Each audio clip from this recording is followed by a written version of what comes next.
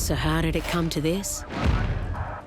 Australia's greatest bank robber surrounded in a Mexican standoff with 100 heavily armed police? It had the whole city on edge. Never seen anything like it. This was huge.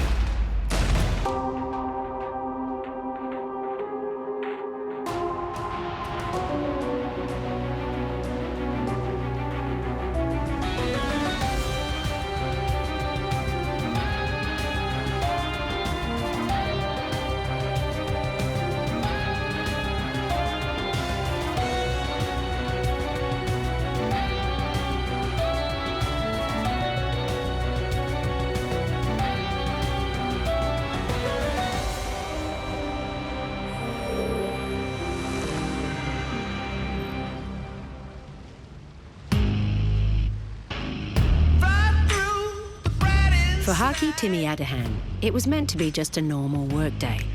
On a hot summer's afternoon, he caught a ferry into the city to rob a couple of banks. He had it all planned out until he got greedy.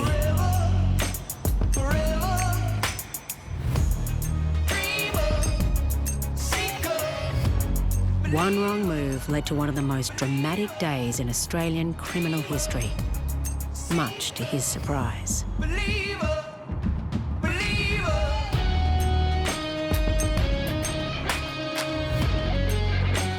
He's very confident, arrogant, you know. He's writing in his diary that he's the best bank robber, you know. He really thinks he's something special. To understand the mind of Harky Timmy Adahan, forensic criminologist Dr. Xanthi Mallet analysed never-before-seen documents, photographs and vision. She went to where he made his last stand and pieced together the dramatic events of his final moments. She discovered a playboy, a gambler, a ruthless criminal genius. He was a very intelligent man who was willing to take risks, bordering on arrogance, narcissistic. He wanted everyone to recognise his skill. There was a time, not so long ago, when Australia was like the Wild West for bank robberies. At least once a week, a bank was getting robbed. There was no fly-up screens, there was no bullet-resistant glass. Tellers were issued with pistols. The police told you that if you got into trouble, shoot them. But of all the robbers, the best by far was Tim Adahan. He didn't need an accomplice, didn't have a getaway car. What he had was a brazen self-belief that he could outwit anyone. In less than a year, he held up 16 banks, and Sydney's armed hold-up squad didn't have the faintest idea who he was or where he'd strike next. His MO, the way he operated, was he would do 2 banks in a day, and they were both close together. So while the police are going to the bank that he had originally done, he'd be a few doors down doing another one. He was completely unpredictable, so they didn't know how many banks he was going to hit in a day. They didn't know what he looked like. He was a master of disguise. Master of disguise, took his disguise off and he'd put another disguise on. He used to wear wigs and he used to wear hats. So he didn't look like the same person who walked into that bank. Dressed as a woman because he was clever, you know. They were looking for a man, and this was somebody who was very adaptable.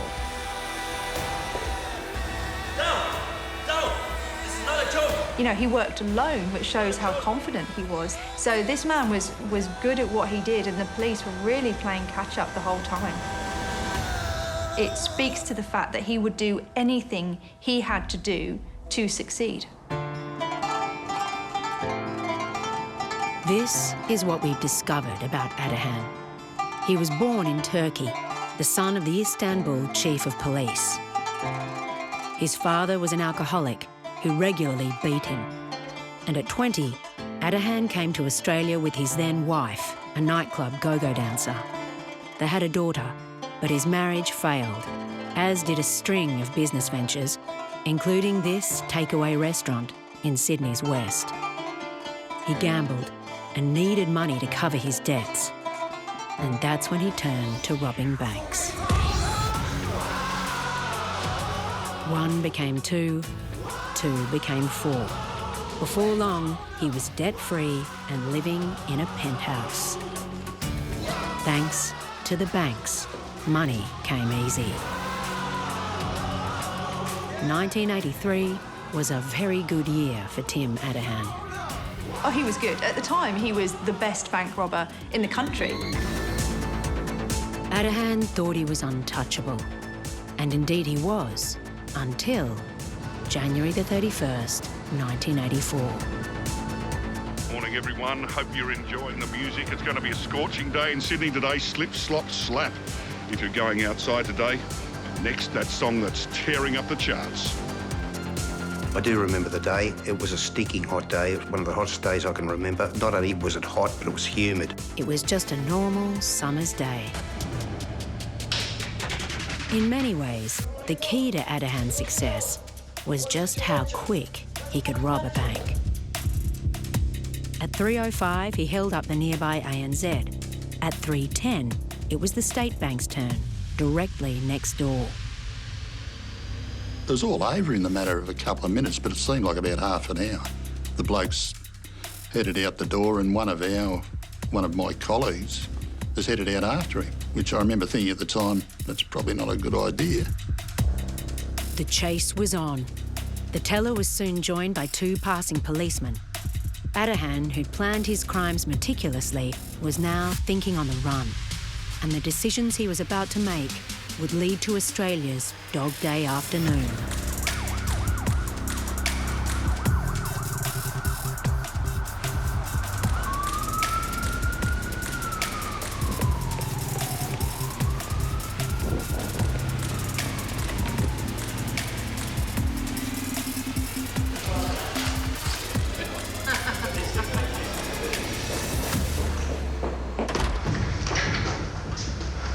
My desk was facing out towards the street, and he jumped the counter across from my desk and landed next to my desk.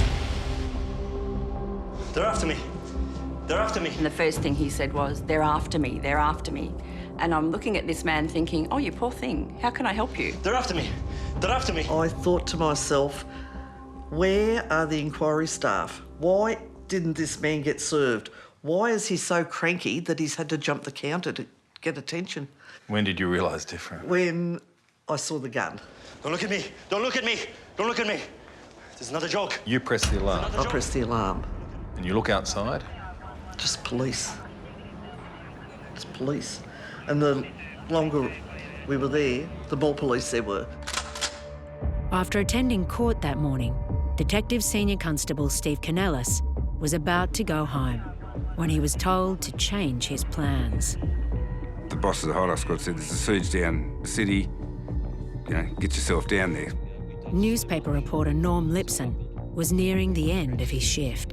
Myself and my colleague Steve Warnock were sitting there talking about going to the pub for a cold one, and the copy boy came in and said he just heard on the scanner that there was a bank hold up in the city. Got an urgent situation, one of your other vehicles, thanks. Got 4 persons suited in the car. Charlie 206 and Rose Bay 20 shouldn't be far away. There was a SWAT vehicle there that, handing out bulletproof vests, shotguns. The roads were blocked off. There was uniformed police, plainclothes police. Hazard to guess, I'd say there'd be maybe 80, 100 police there.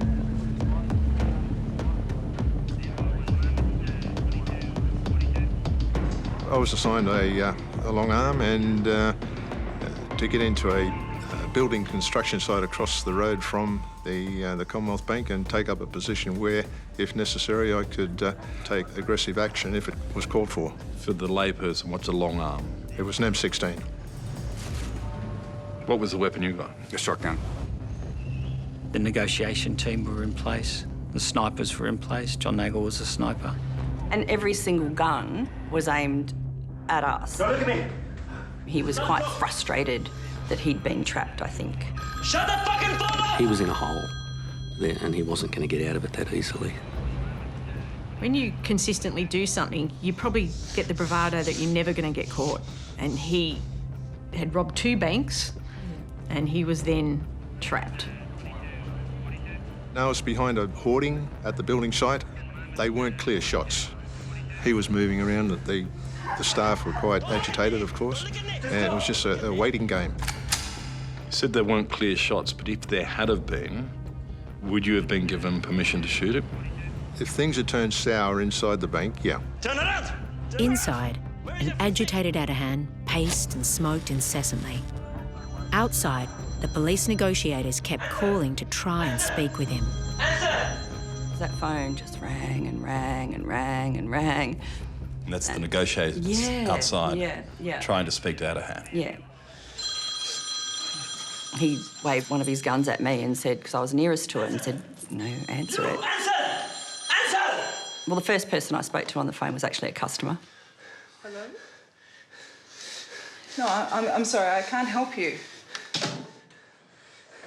The next one was a negotiator, wanting to know a lot of information. Answer it! Answer it! Hello? How many guns has he got? Mm-hmm. What does he want? We need to speak to him. We need to speak to him. They want to speak to you. Tell him to piss off! And he just got more and more agitated. I don't want to talk to him. Tell him to piss off. Tell him to piss off. He kept saying to me, I want a car. I don't want the manager to drive I it. want the manager to drive it. And I want a helicopter. He wants a helicopter. He was saying to me, well, that's not going to happen. They want to speak to you. Shut that fucking phone off! He was in my space at that point. So. With his gun? Yeah. I just remember he fired a shot. And it ricocheted off the inquiry counter that was in front of me. I felt like it went past my ear. The gunshots certainly made a point. He was dangerous. Dangerous and determined to not only escape, but to do so after stealing as much money as possible. Turn around! Turn around! I can remember him putting his case down on the manager's desk. Open the safe. Open the safe. Telling us to go and open the treasury, which had a time lock on it. We took the money into Graham's office. $50 notes was the biggest denomination we had then.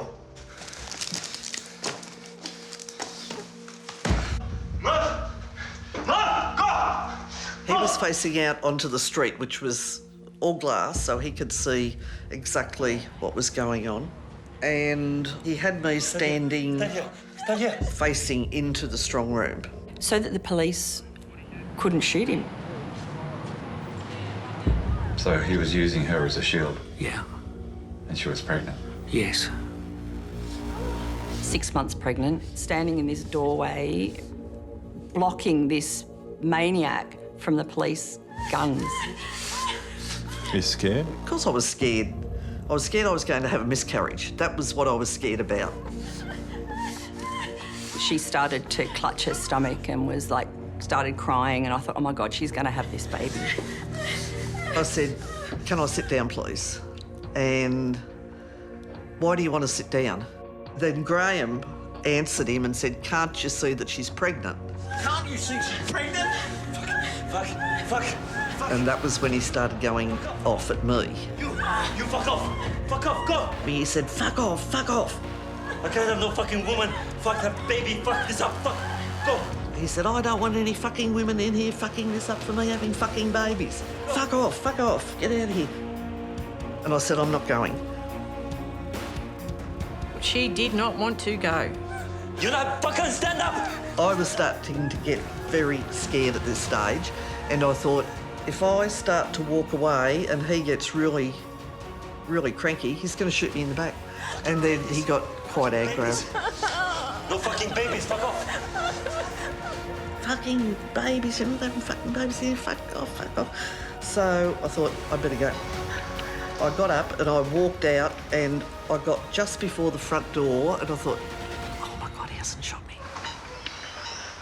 Come on. Come here.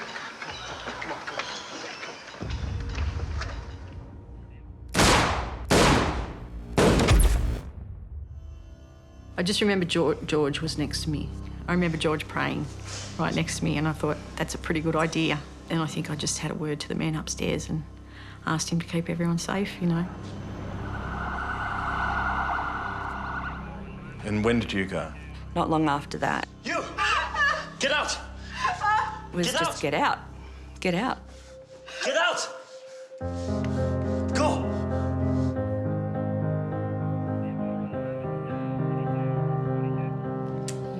That's Joanne. That's me. And I remember getting out and an arm came out from behind a pillar and sort of dragged me around the corner and out of the way. Joe left, and then I remember the phone ringing, and I'm like, batter up. It's going to be me. He must have decided that us crying girls needed to leave. Put it down! And that's when he wanted everyone to go, when they were upset. Get out! I'm like running. Get me out of here. One by one, Adahan let all the female staff and a lone male customer leave. But if police thought the siege was heading for a peaceful conclusion, they badly underestimated Adahan.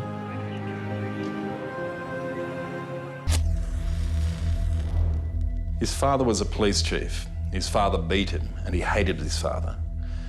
So what do you think that meant on this day when he's surrounded by police and he doesn't want to talk to them? What do you think that all meant for him? I think the police represent something very negative to Adahan, and I think that's why he's always playing cat and mouse. He needs to beat them because he's almost beating his father in those moments. But for the hostages still inside the Commonwealth Bank, the only emotion was fear. Nearly 2 hours had now passed. I thought about my mother. I just thought, well, what's this going to do to my mum? Everyone, except Adahan, thought that there was no possible escape. Fuck. Fuck. Not with more than 100 police and so many snipers outside. But Adahan was cunning. At 5:13 p.m, Adahan ordered Steve Lamb to tell police he wanted a car and a helicopter within the next 7 minutes. I want the car outside at 5:20. Then, just before his deadline expired, Adahan sprung his surprise. We were going to make our way out of the bank. Go! To the wall! To the wall! Go! Go! You, come! Adahan ordered Steve Lamb to carry his briefcase. Inside was $54,756 from the 3 banks he'd robbed that day. He wrapped a jumper or something around his head, and he said, when we get out of the bank, the police will tell you to drop. Don't.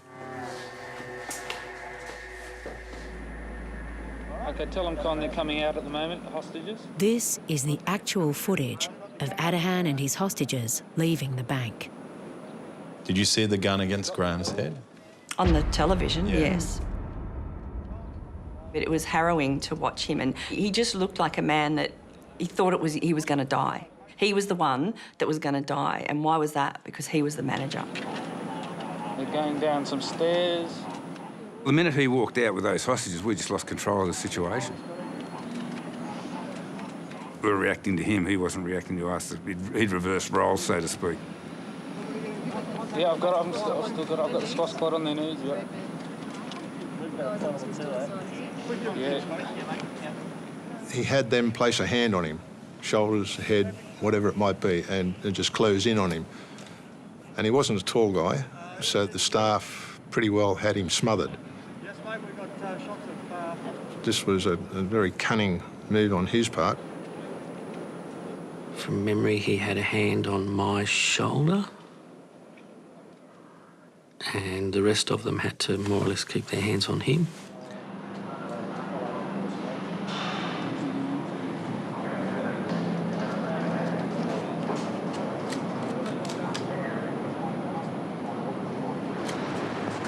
Get right down. If the snipers want to take a shot, well, it's a big call to make a shot when he's surrounded by innocent people.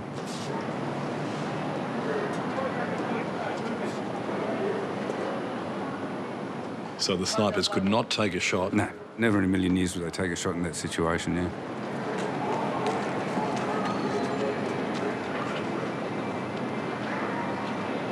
Tim, now listen to me. Just stop there for a minute, mate. Just listen. Timmy, stay there. Just stay there, mate. Just don't be silly. Just stay there, son. Timmy, come here, mate. Just slow it down. Slow it nice and slow. Timmy.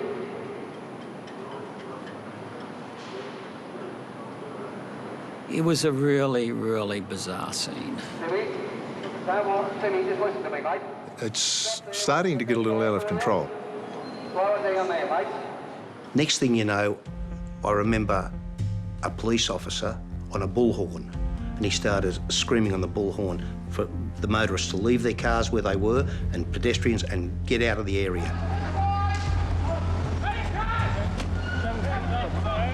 Everyone off the cars and to the side now! Motorists were jumping out of their cars, leaving their cars in the middle of the road and just scattering. And Adahan took advantage of that situation.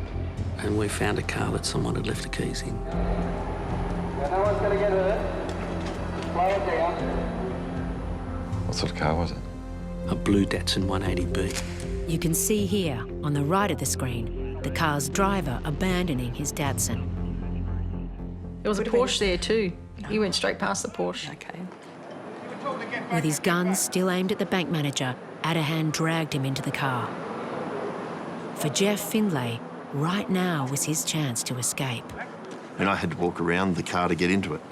There was certainly an opportunity there, because he'd already got in the car, for me to just bolt. Could have done that easily. Why didn't you? But, well, if I'd bolted, who dies?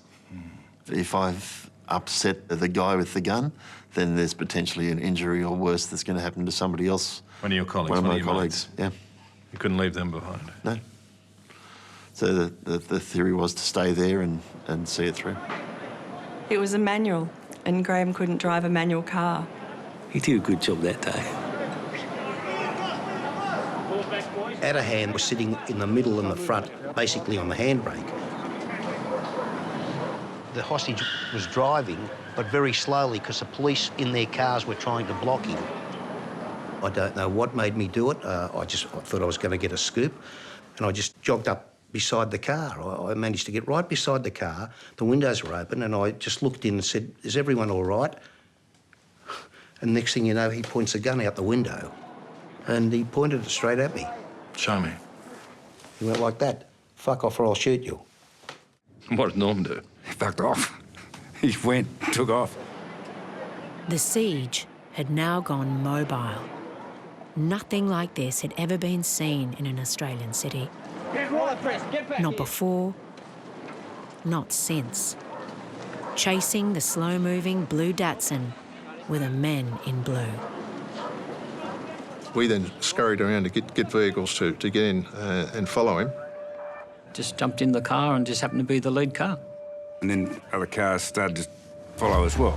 Now, sorry, fellas. Had to come. Come on. That's our area. The heart of Sydney was in lockdown.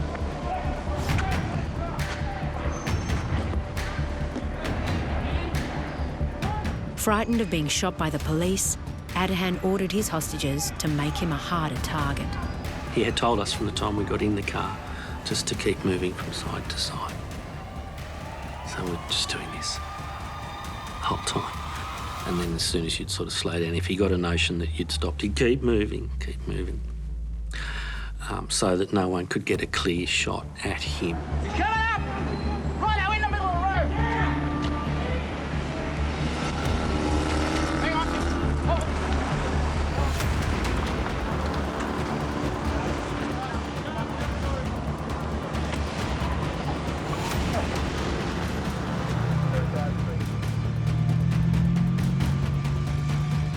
Now they're on this street, on Macquarie Street, past Parliament House. Yep. Heading out of the city, and the police don't know where. Yep, well, I don't think Adahan knows where at this point either. He's just going to keep moving until he can come up with a plan. Have you ever seen anything like No, never.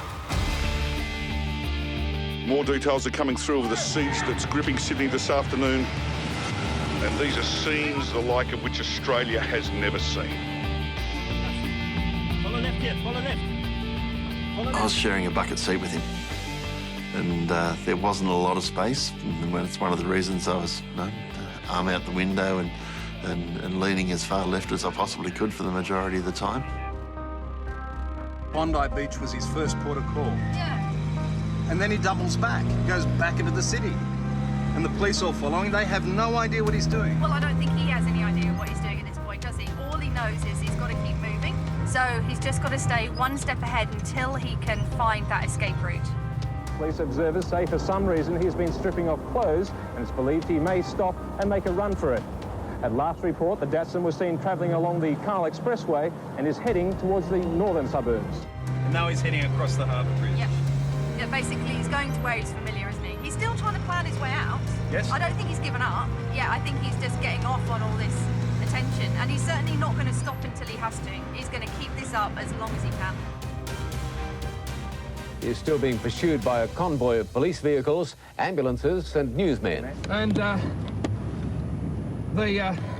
it looks like a large number of police following the vehicle at this time. He's just going past us at the moment. We can see 1, 2, 3 people in the back and 4 people in the front of the car as he goes past, and this huge contingent of police vehicles following behind. Must be 30 or 40 police cars following this vehicle.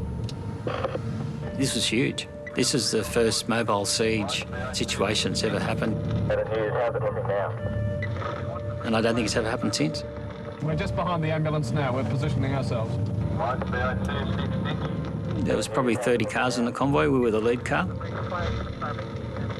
Yeah, it was a pretty amazing scene. You've got the police helicopters, you've got the news helicopters. Because it was live on radio and live on television, people knew where the car was or where it was heading. They were coming out of their homes and out of their offices and waving. There were people out on their balconies, glasses of wine in their hands, and drinking and cheering and clapping. It was reality TV on steroids. It was just crazy. He became a celebrity for that amount of time. Do you think he was enjoying the attention? Definitely. Yeah. It made him feel important and big. It made him feel like the big man. Go straight, go straight, go straight! There were times when he was almost friendly. At one stage, he was going to take us back to his place for a drink. He was going to ply us with alcohol. Oh, yeah, let's. I think we were all trying to make him feel a little more at ease. Are you scared? Yes. There was no predicting Adahan's mood or his orders, and one of the crazier ones came late in the afternoon. He wanted us to ring his girlfriend and tell her to meet us down at Manly. With a gun at the driver's head, he went to Manly, where one of the hostages left the car to make a phone call and got back in. The hostage was bank employee Mike Williams. Adahan had told Mike to get out and make a phone call from a public phone box. He wants you to meet us at the front, not at the back. We drove around a bit and then down to Manly, and his girlfriend was standing on the side of the road. We pulled over. And then the female got into the car. Was there a thought then to try and stop him at this point? No, because he still had the gun at the bank manager's head. Too difficult, too dangerous. Yep. He told Mike to get out, and she got in. I remember thinking, gee, I wish I was Mike. Have you been watching? Did you see me on TV? Well, he was showing off. He was showing off to his girlfriend. He's this Turkish immigrant, unknown to everyone. All of a sudden, he's a big celebrity. He's got the whole city on edge, and he's telling his girlfriend, look at me, look how famous I am now. He wanted her there at the end. He wanted her to see that he was making the decisions, he was still the man, so that she could actually witness that, you know, his last big, his last big show. Follow left here, follow left. Follow left. Adahan tells Graham Stewart to head back to Bondi in Sydney's east. But there's only one way to get there, across the Spit Bridge, which is regularly raised throughout the day to allow boats to pass underneath. It's here that the police decide to make their stand. One of the fellows that was at the command post, he lived in that area, and he said, look, we can put the Spit Bridge up, so he can't come back. All we've got to do is stop him going up the hill. It seemed like a good idea, but it brought one very big problem. The bridge is raised and lowered mechanically, and the engineer raised the bridge, and the police were telling him to hold it open. But he was telling the police, the engine's going to overheat, it's going to collapse, it's going to collapse. So there was a very real fear that the bridge itself would collapse? Yeah, there was. And that wasn't the only issue police faced. It was starting to get dark. Yeah. Were you worried that nightfall might give him the opportunity to slip away? That's why the negotiators requested the closure of the bridge. So your time was running out, you had to act? Yep.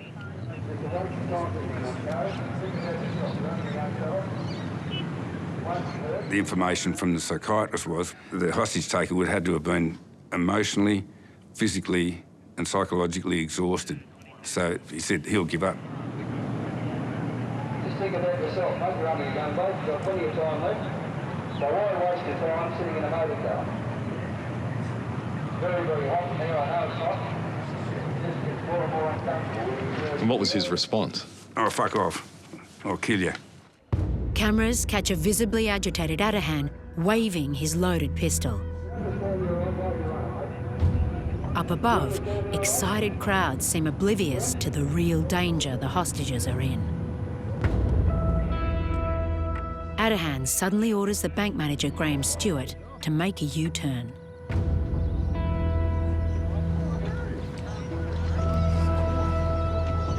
He had Graham turn the car around across the median strip, and we were going to head back to Manly.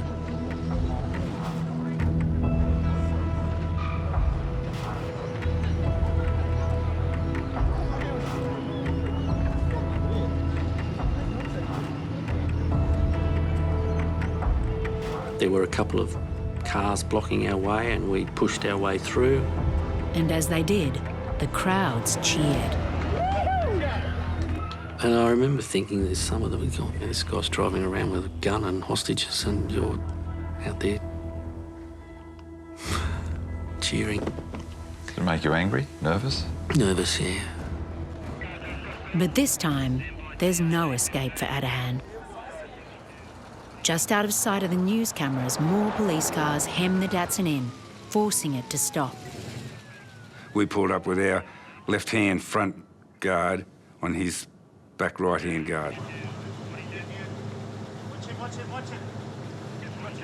And we weren't going anywhere. After hours of watching and waiting, 3 brave policemen now act. Steve Canellis carrying a shotgun, Steve Packer armed with a service pistol, and the police sniper John Nagel with his M16. Where were you aiming? For his neck. For his neck. Why the neck? To try and hit the spine. But John Nagel had a big problem. Steve Lamb's head was in the way. He was doing this just continuously. I couldn't risk a shot whilst he was still bobbing. I needed a clear shot. What did you yell? Backseat, hostage, sit still, sit still. Sit still! Hostage at the back, stay still, don't move. Back seat hostage! Sit still! He finally adhered to what I asked him to do. And just as well, because soon after that, Adahan made a move that changed the rules of engagement. Nagel, Packer and Canellis crept forward, hoping Adahan would surrender.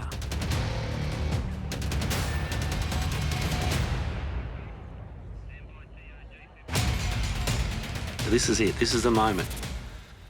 We all get round the car. I put my head through the window and say, you can't go anywhere. It's not going any further. Give it up. His words from my recollection were, "You're fucked now, mate." You're fucked now, mate. Come on, Tim, it's all over.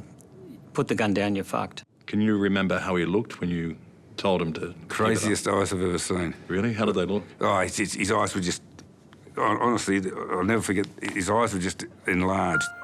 Looking at Adahan down the barrel of his M16 through the car's rear window was Nagel. Aiming at him through the back passenger window was Packer, who'd had only the most basic police firearm training. What margin of error did you have? Very minimal. There wasn't a lot of space in the car to make an error.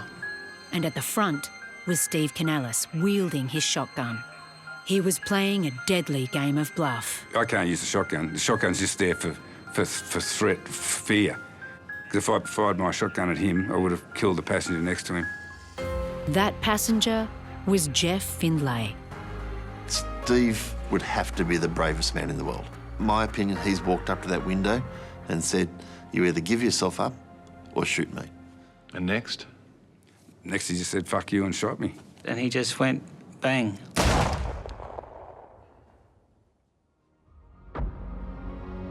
Without warning to Steve, he's just gone bang. Right here, right between the eyes. Right between right the there. eyes. Exactly there, yeah.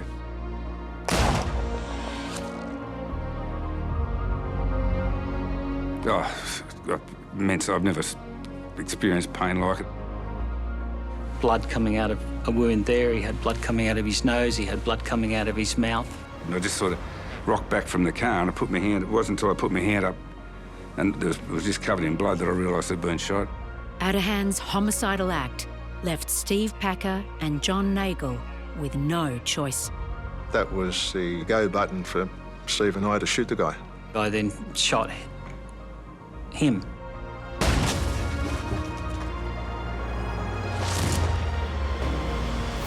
How quickly? Straight away. Bang, bang, bang. No second thoughts? No. Where the glass is broken from that, that's when my shot went through that window there.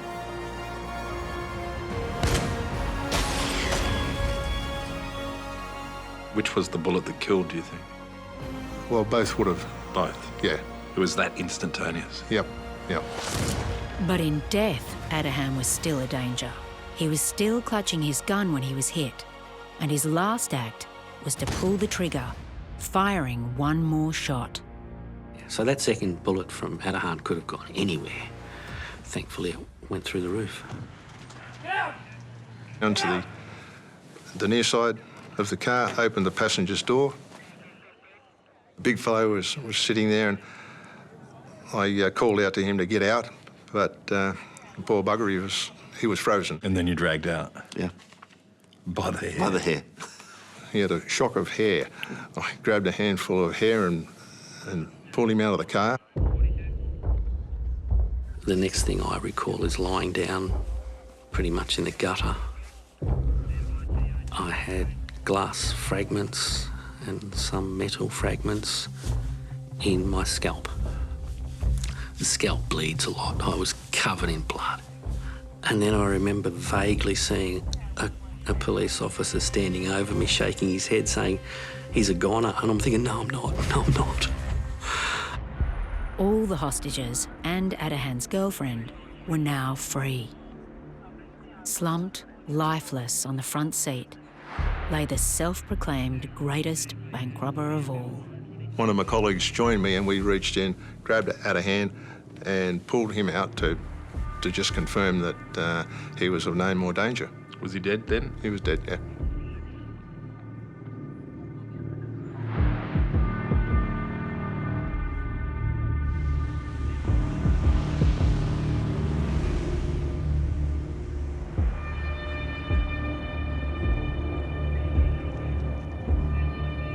There are a couple of reasons why he shot the police officer at the end. I think he knew that it was up. You know, he had nowhere left to go. He had officers surrounding the car, sharpshooters. So I think in that moment, he was going to go out on his own terms. So the only opportunity for him to make a decision at that point was suicide by cop. Adahan was dead. Steve Canellis was fighting for his life. Watching on, John Nagel was fearful Steve wouldn't make it. I mean, how many people get shot between the eyes and live? Ambulance officers rushed to treat Steve.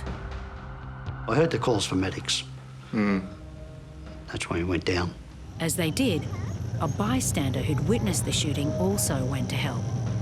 The advice he gave almost certainly saved Steve's life. This person said, why don't you lie him prone, which is face down on his stomach, on his elbows on the stretcher. And he said, don't load him into the ambulance on his back because blood will run into his lungs and he'll drown before you get him to hospital. And I said, oh yeah, that'll work, that's a good idea. We'll do that. Which allowed the blood to flow out freely and didn't drown in his own blood, so he's very lucky. I just thought he was a member of the public. And then when he walked away, I saw a stethoscope poking out of his pocket. And I remember saying to you, he must be a doctor. And that saved your life? Yeah. But Steve was not yet out of the woods. All the way in the ambulance, all I could think about is I've got to tough it through. I've got to somehow make it through. I've got the boys, I don't want them to grow up without a father. And how old were your kids? My eldest son, Matthew, was 5, and my youngest son, Brett, was 2. You were losing a lot of blood? Yeah. He was raced to Sydney's Royal North Shore Hospital, where that night he was placed in an induced coma. Millimetres were the difference between life and death for Steve. The angle of his head when he leant in to confront Adahan caused the bullet to pass fractionally below his brain and strike his skull instead. 1 week later, he was well enough to speak. Penetrated through just the bridge of the nose there, travelled at an angle and struck the back of the skull. Struck the back of the skull? Then just travelled down, side of the throat, into my shoulder, and it lodged down here, right side of my shoulder. Still here, right there. The little black mark is where the bullet went. And the black eyes and the swollen face, yes. A couple of beautiful shiners. Yeah, they're good ones, aren't they? Looking at that, do you consider yourself lucky to be alive? Oh, absolutely, yeah. Every day. I've had 35 years I shouldn't have had. I've seen my kids grow up. I've seen my kids have grandkids. I've seen them get married. You know, that's to be shot where I was shot. Yeah, I shouldn't have been.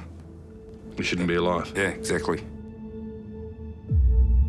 By rights, Steve should be dead. He's the lotto man.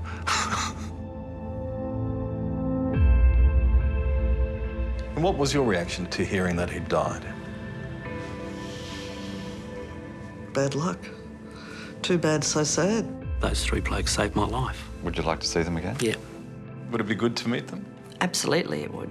Have you ever met them since? No. Would you like to? Oh, yes. G'day. Peggy! I haven't seen you forever. Hello. I was in the lift with this lady. It's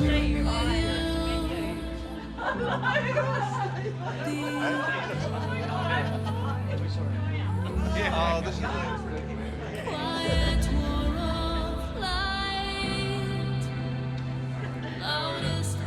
How lucky is Steve Canellis? Oh, you can't get luckier than him. Friday. How lucky am I? Yeah. It just wasn't my turn. My number wasn't coming out of the barrel that day. Do you consider yourself lucky? Oh, yeah. I was lucky that I got through it and had a baby. And how is your baby? My baby is very well. He's very big and strong and healthy. How old now? 34.